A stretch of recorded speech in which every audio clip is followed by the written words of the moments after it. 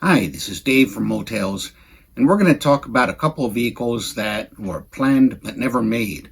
And these are the Chrysler LeBaron minivan and the Eagle minivan. Eagle was basically created as a way to both attract people who wanted to buy imported cars in the US but were willing to buy them from an American company, and as a way to sell more Renaults that they had agreed to sell as part of their deal for buying AMC away from that French company. So the Renault that was largely designed in the US by AMC was sold as the Eagle Premier, and that would later form the basis of the Eagle Vision LH car. And they also tossed in two Mitsubishis, the Talon and the Summit. So you can ask what the goal was. Was it to give former AMC dealers something else other than Jeeps? Was it going to have a more aggressive suspension like the Eagle Vision? Or did they think it would appeal to import buyers?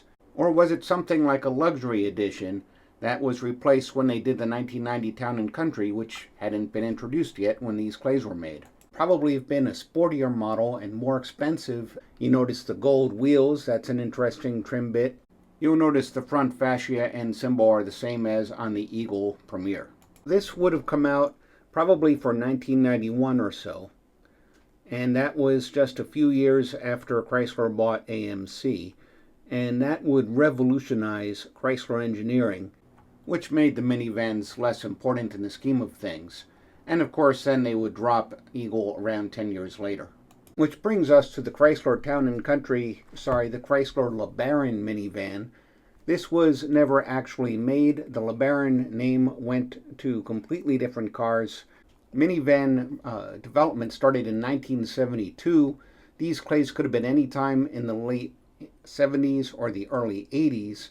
So it doesn't really tell us much about what their plans were for the Chrysler minivan, if there was to be one. What they eventually did was a town and country with leather trim and all of the options they could throw at it.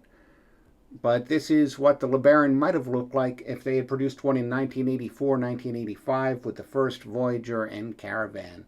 More in my Mopar Minivans book. In the meantime, I hope that you will go to motels.com to learn more about old Mopars or buy my Mopar Minivans book.